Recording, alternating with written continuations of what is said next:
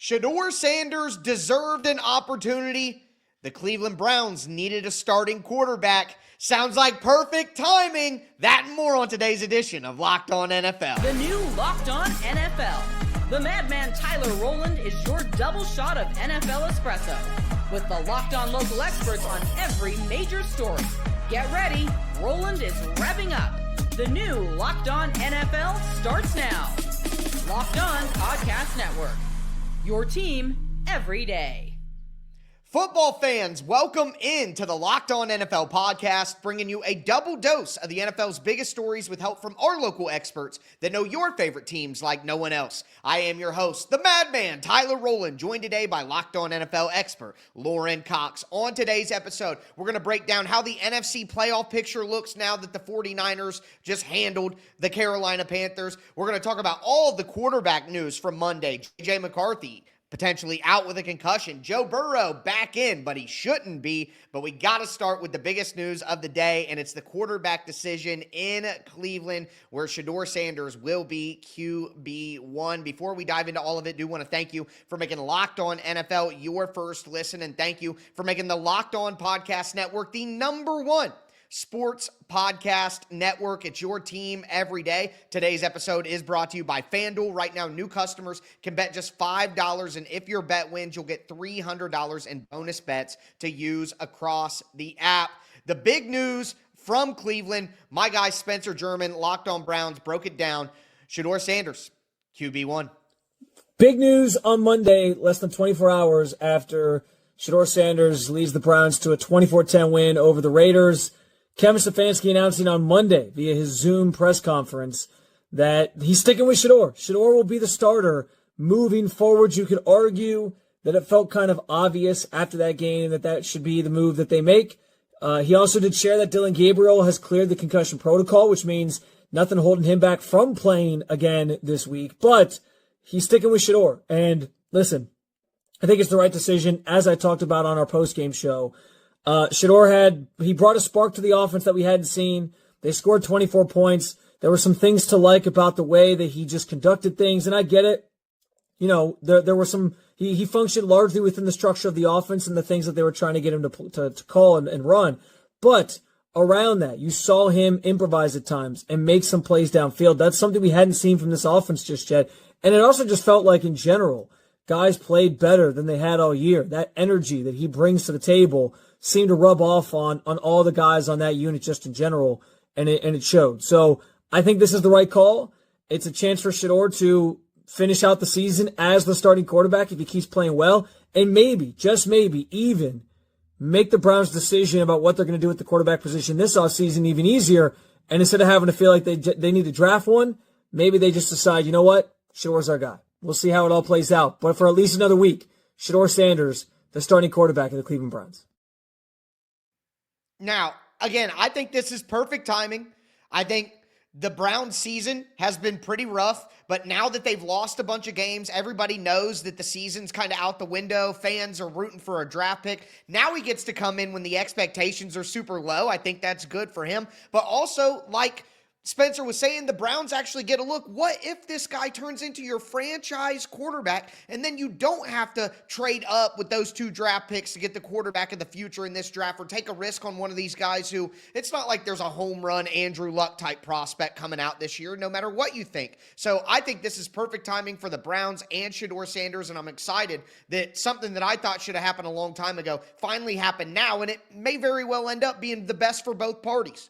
Yeah, I'm a little torn on this because on the one hand, like, is Kevin Stefanski like punting on 2025 by making this decision? And does that mean he knows his job is secure, or is he saying he legitimately believes Shedeur Sanders gives them the best chance to win because I got to win a couple more games to show ownership and management that I deserve to remain the head coach here? Like, I can see either like, well, maybe he's kind of saving Dillon Gabriel a little bit and saying, well, we're not going to throw him out there because we believe in him as the future if he's sure he's going to get his job next year. But if he's legitimately saying, we got to win some games and Shedeur just won the game, then it's like two totally different dynamics that could be at play here.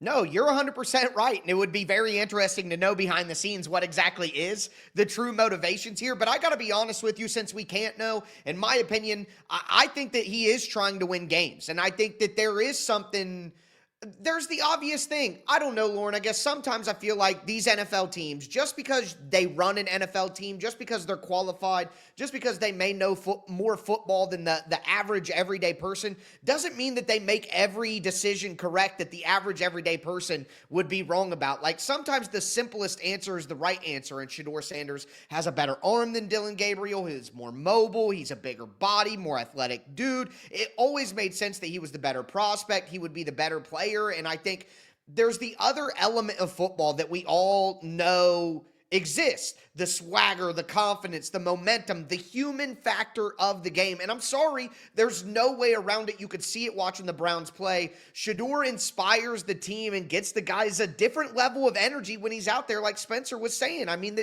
it's true. So that, along with him being a better prospect than Dillon Gabriel, I think the truth is this is the best way for the Browns to win games, and I think that Kevin Stefanski knows it too. And I'm certainly rooting for Shedeur Sanders and wanting to be successful. I also wonder if, did he just have the fortune of playing the Las Vegas Raiders? maybe the worst team the Browns will have faced so far on their schedule. They got the Titans in 2 weeks. Yeah, calm down. Hey, it's so far. Gabriel put up 20 points against the New York Jets, but they just, they gave up 27 points. Like, his defense wasn't able to help him out there nearly as much, but I don't know that in a 24-10 victory, like, Shedeur Sanders needed to just score 10 points to win that game. And he got him 24, and that's great, but it wasn't necessarily the world's most difficult situation. That if Gabriel had played that game, hypothetically, you could envision a scenario where he gives them a similar boost, not necessarily because of his quarterback play, but just because, hey, the team finally got a real winnable game against a team that just fired its coordinator.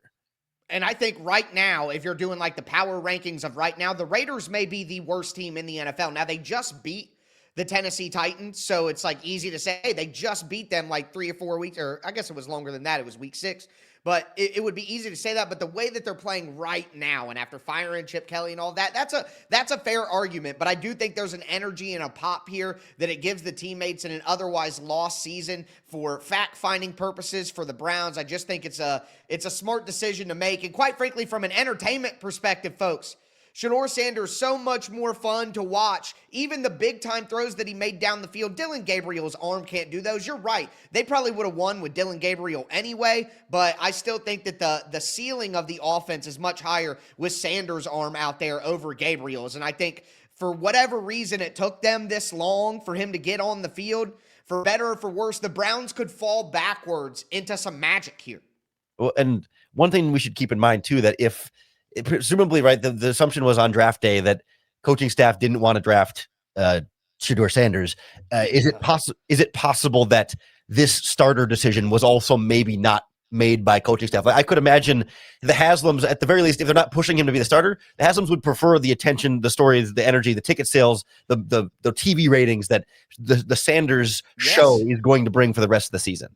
I think that's a perfectly fair point, but I got to tell you, in this situation, Lauren, I'm going to give my stamp of approval on ownership meddling, because I don't know what the reasoning is. I don't care what the reasoning is. This goes back to sometimes the simplest answer actually is the right answer. Sometimes the casual fan on the street who's like, should have played that guy. Sometimes that is actually the answer. Sometimes it just works that way. And I think this is a situation where if the Haslams are the ones being like, no, I know you drafted Dillon Gabriel because you wanted to prevent me from making you do this, but I'm making you do it anyway. Draft Shedeur Sanders. And the Haslams are saying, hey, Dillon Gabriel is injured. You're keeping Sanders in. Dillon Gabriel's healthy. No, you're keeping him in. Then, by God, I'm with the Haslams on this one. Hopefully, if you're Stefanski, you negotiate. You say, okay, I'll start Shedeur Sanders, but you can't fire me. Deal? All right, let's do it. Lauren, I got to tell you, I know that sounds a little crazy, but I am the madman, and I think that is, hey, I get next year. I'm going to play your guy to the end of the season and see how he does. And if he doesn't play well, we're in the offseason going to do quarterback differently. I think that would be, hey, this is business, man. I think that's a perfectly reasonable theory on what could be going on behind the scenes. But either way, we get to watch Shedeur Sanders and the Cleveland Browns play football. And that Cam Ward versus Shedeur Sanders matchup in a couple of weeks, baby. I've been begging for it all season long, and we're almost there. We're almost there. It's going to make a bad game a juicy one way or another. But with that being said, a ton of quarterback news around the NFL still to come. Joe Burrow is back. but he shouldn't be. Do want to let you know that today's episode is brought to you by FanDuel Sportsbook. The NBA is back, and there's no better place to get in on the action than FanDuel, the official sports betting partner of the NBA. Look, even if you missed the start of a game, you want to ride the hot hand, FanDuel has live bets on everything from who's going to score next, fourth quarter comebacks. Plus, you can even combine your live bets into a same game parlay for a shot at a bigger payout. It keeps every game exciting, especially when it's your team making that late push. Right now, FanDuel is giving new customers $300 in bonus bets when your first $5 bet wins. Again, FanDuel is giving new customers $300 in bonus bets when your first $5 bet wins. Head to FanDuel.com to sign up. Once again, that's FanDuel.com, and play your game with FanDuel, the official sports betting partner of the NBA. All right, Lauren, let's continue today's edition of Locked On NFL. Talked about the perfect timing with the Cleveland Browns and Shedeur Sanders stepping into the starting spot for the rest of the season. At least that's the plan right now. But there was a lot of other quarterback news in the NFL, and the Monday Night Football game really had a big stamp on the NFC playoff picture. So a lot to break down. Do want to thank you for making Locked On NFL your first listen, and thank you for making the Locked On Podcast Network the #1 sports podcast network. But Lauren, Joe Burrow is going to be back for the Bengals Thursday, Thanksgiving, against the Baltimore Ravens. We got an update from our guys over at Locked On Bengals. Yeah, he's back to climb Mount Everest at less than 100%. Oh, and by the way, not only is it Everest, but now we're going below sea level to get up to Everest, because now they're 3-8, not just 3-7 after his full practices. So like, and it's winter and you get no oxygen and you're still going up that mountain. It's just so tough. And so I get it. Like, I think a lot of people disagreed with me. I would have played him against the Patriots. I know he would have been super sore today. I know it's a short week. I get all of that. It's just 4-7 with Joe Burrow. It feels so much different than 3-8, given the state of the division. I'm kind of with James on that. I was when he initially came back to practice, Lauren, I was like, you can't play him. You can't play him, and you especially cannot play him if you lose the next 2 games. You simply cannot do it. And I still believe that. I don't believe that they should play him and bring him back this year now, especially after they lost those 2 games. But I will agree with James that if you had intentions on actually bringing him back, he practiced in full last week. They went conservative and smart with his health. I'm sorry, but you're going to go conservative and smart with his health and not let him play last week, and now you're like basically screwed with your 8 losses when you're just going to throw that caution that you showed last week to the wind and let him go play the rest of the season now and take on Baltimore on a short week. You know, it blows my mind. I'm sorry. I think this is wrong. I think this is too big of a risk for the Bengals to bring Burrow back with no chance of the playoffs, realistically. And if you're going to do it, they should have done it last week, and they could have beat the Patriots with the way the game went if they would have had Burrow in the game. So, like, I just don't like what the Bengals are doing right now. I'm ranting at the cloud. Old man yells at the sky. I just think it's insane. Yeah, you either got to go all in on, hey, we're rushing this back and we're trying to make a miracle run, so let's get them up there even maybe a tiny bit too early because we got to win. Or, okay, we'll kind of punt and shut them down and take it easy. But they kind of are doing both, and you're getting the worst of both worlds because now it's too late, and he's still not going to be 100%. So, like, right. What are you really gaining at this point? I mean, I'm just left feeling like maybe Zach Taylor is really feeling that pressure from management to say, hey, you're on the hot seat here, and you got to show us, you got to remind us of how good this team is with you as the coach and with this guy as the quarterback. That we all know Joe Burrow's great, and when he's out there, he's going to play well. But like, for Zach Taylor's own, like, I guess selfish sounds harsh, but for his own personal benefit, like, he needs Burrow out there to not finish this season 3-14 and lose his job. But if he gets them to 6-11, that's a little bit easier to swallow when you can point to the Joe Burrow injury as the biggest reason why. And it's funny, back-to-back stories here. We're talking about the Browns, who are like, hey, where your season's at, best to take a look at Shedeur Sanders as you get ready to maybe draft a quarterback and try to figure out some answers. Maybe you find something. And then we go to the Bengals and we're like, yeah, they're bringing Burrow back at less than 100% to try to save the season. They're both 3-8. They're both 3-8. It's like insane to me that the Bengals would take the approach that they're taking at the end of the day. I just can't believe in it. I understand if he's healthy, he should play. He's getting paid. He probably wants to play if he's cleared. I get all that. But at some point, again, it's a business, and you got to be smart with a guy who every time he gets an injury, it's the worst version of that injury that you can have, it seems like. Like, you just can't risk that, in my opinion.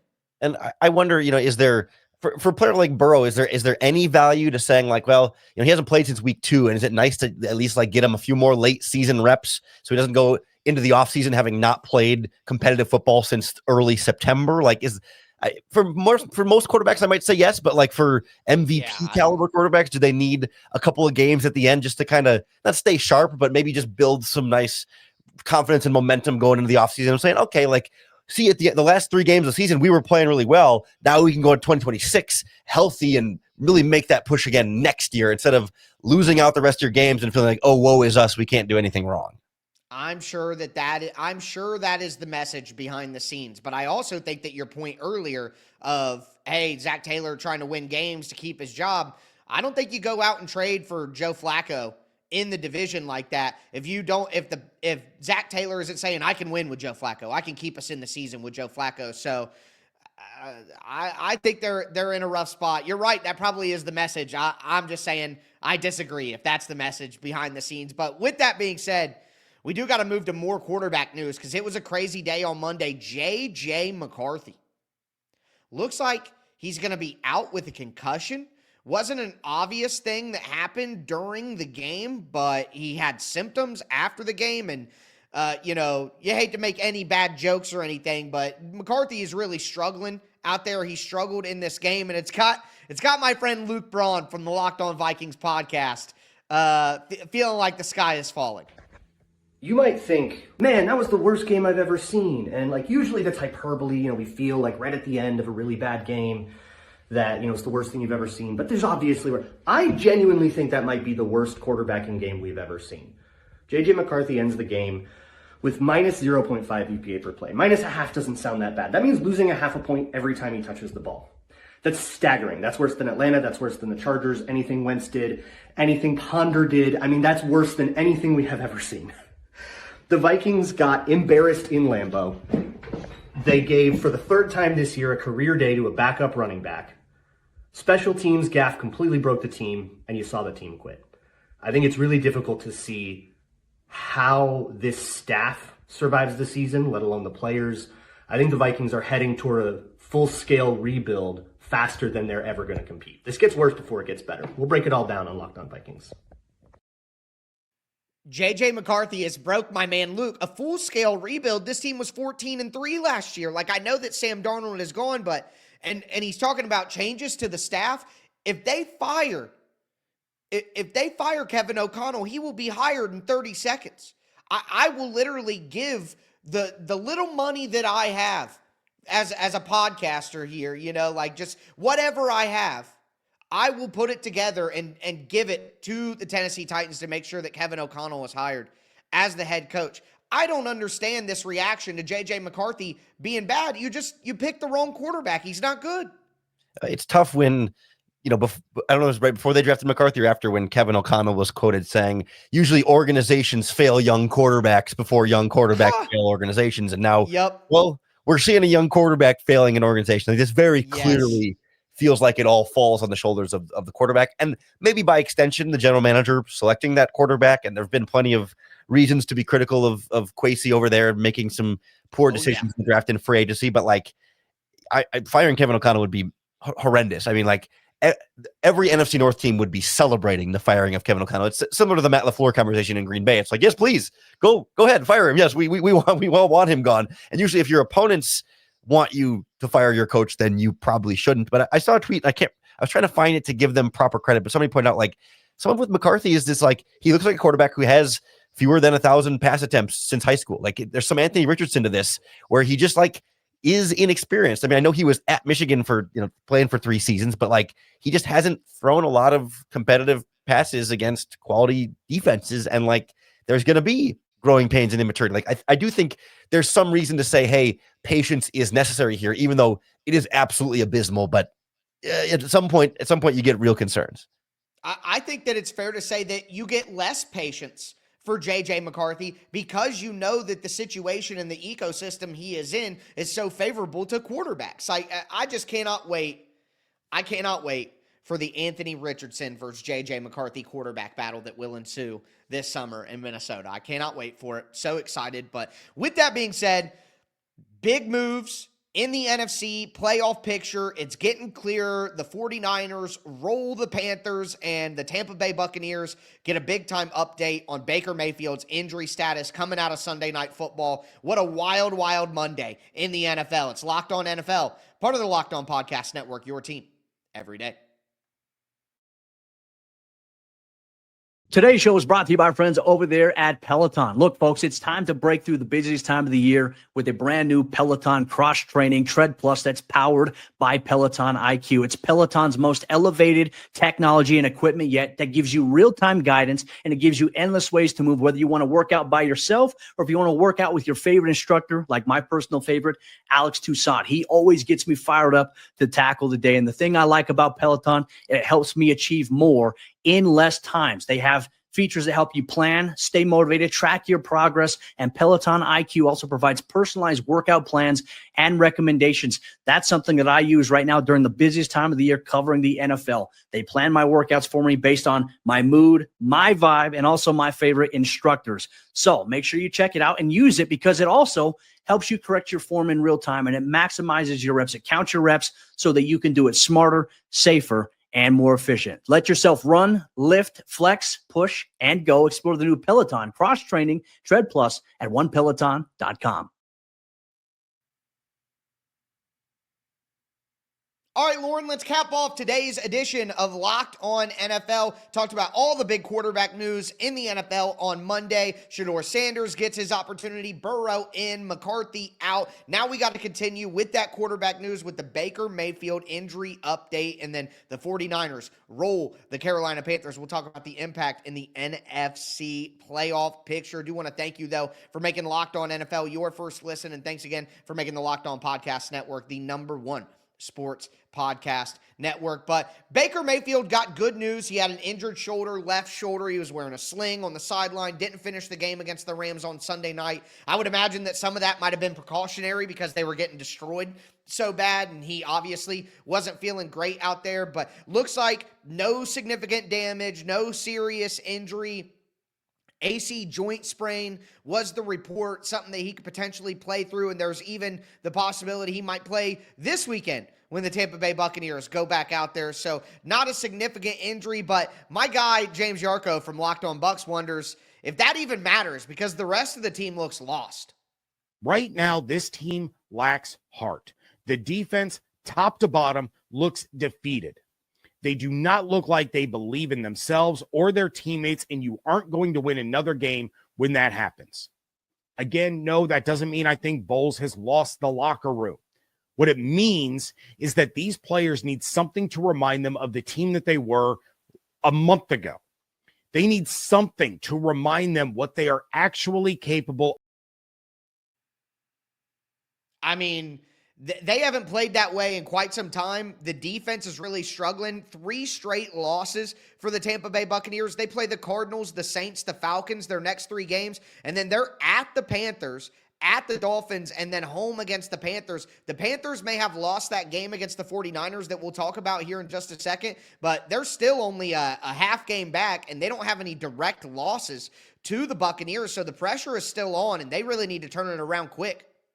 Yeah, and I'd like to think that as they can get healthier, that should help. But when you had the Baker Mayfield injury, like that's the exact opposite direction. But like I can understand the team being a little bit lossless and low energy when you've had Chris Godwin out, and obviously Mike Evans has been out for a while, and Emeka Egbuka, I always say it like Gronk does. Emeka Egbuka has been out, so like you haven't had your receivers. Bucky Irving's hurt. They've had injuries on the offensive line. Like no wonder things are a little bit disjointed there. I think the defense is kind of the bigger concern for me. That yes, they've had some injuries for sure, but like that's supposed to be kind of like Todd Bowles' bread and butter over there. Like, they've been switching out offensive coordinators and doing well, but like Bowles was supposed to have them firing on all cylinders, and they just haven't been like that. That's where you want to see the coach bring a little bit more of that gusto and generate some kind of energy and passion from that side of the ball that just hasn't been able to get after the opposing quarterback as well as you like. They finally got some turnovers against they got some turnovers, a couple weeks ago in one of their games, but it's been against the Bills, but it's been a little bit tricky the last few weeks to try and like consistently string together success on that side of the ball. Yeah, and some of those turnovers with the Bills felt a little wonky anyway. They just haven't gotten consistent pressure. They haven't made plays. They've given up a ton of points this year, and they've taken advantage of some good situations at the end of the games where they're able to come back and make a play, but some of that early season play that led them to be in some of those close games, and then the injuries are kind of just piling on. But the reality is, the Carolina Panthers are a team that you probably can't trust either. As my guy Julian Council talked about immediately after the Carolina Panthers lost to the San Francisco 49ers, where they had a great opportunity to take control of their own destiny there and weren't able to do it. A blown opportunity for the Carolina Panthers on Monday night. Hi, I'm Julian Council, the host of Locked On Panthers. The Panthers had an opportunity on Monday in San Francisco to take sole possession of first place in the NFC South and potentially be the favorites heading into the final month of the season with Baker Mayfield's shoulder injury. Instead, they lose on the road against the 49ers in yet another anemic offensive performance. And this defense tonight was good enough.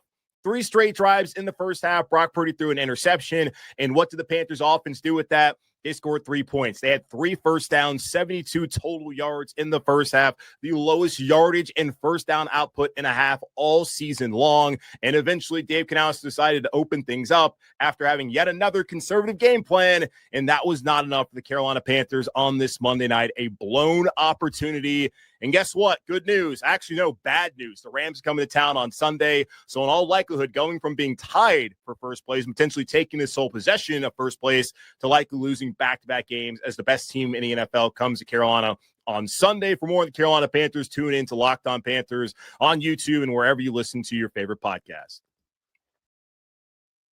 And man, Brock Purdy threw 3 interceptions to him in the first half. They had so many opportunities. Bryce Young had a terrible red zone interception of his own, though, and just could not make plays throughout the night. I think after that historic performance last week from Bryce Young, you really hope that you would see him keep that going. And I still have my questions as to whether he's a bona fide starting quarterback in the NFL.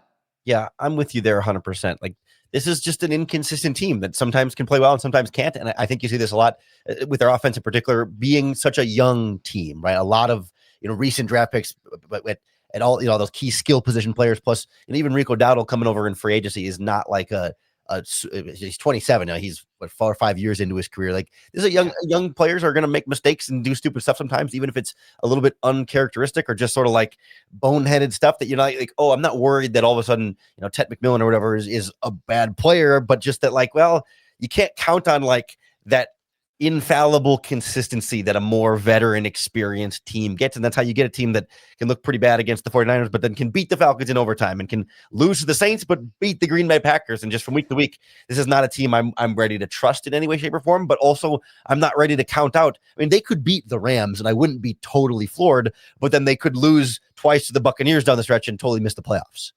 I think really at the end of the day, it comes down to their run game, and that is part of the inconsistency of a Bryce Young. I know he had a good game last week, but consistently throughout the season, they ran for 69 yards tonight. That just wasn't enough to kind of equal what they did in their best games this year when they've done some of those good things. But, that, again, big loss for Carolina, drops them all the way back to 9th in the playoff picture in the NFC. And San Francisco, on the other hand, keeps them in the 7th spot at 8-4. Now they're ahead of the Detroit Lions, which is crazy to think that the Lions are out of the playoff picture. But right now, that's where they're at. San Francisco, though, even though they won, I still have my concerns. Our guys over at Locked On 49ers, Brian Peacock, kind of broke down what he saw from the team, even in their ugly win. A bit of an ugly win, but a win nonetheless for the San Francisco 49ers on Monday Night Football against the Carolina Panthers. Hey, everybody, Brian Peacock here of Locked On 49ers. 20-9 the final, the 8-4 now San Francisco 49ers. and the 6-6 Carolina Panthers. I think the Panthers, we saw a football team that maybe didn't quite belong in the playoff hunt as the 49ers, while throwing the ball to the other team. Brock Purdy, 3 interceptions in this football game, and Bryce Young, 2 interceptions of his own. So 5 total picks in the game. Again, kind of an ugly contest. And I think one that Kyle Shanahan realized, you know what? I think it's best not to get cute. This is a football game where we are better than them. We are better up front. We can run the football. We can give the ball to Christian McCaffrey 30 times in this football game and ride him to victory. And that's exactly what he did. The 49ers defense, as banged up as it is, didn't have too tough of a time with Bryce Young and Rico Dowdle and that Carolina Panthers offense. 29 win, big win for the 49ers, now 8-4, and another NFC win, which is huge for those playoff tiebreakers, which is really important at this part of the season.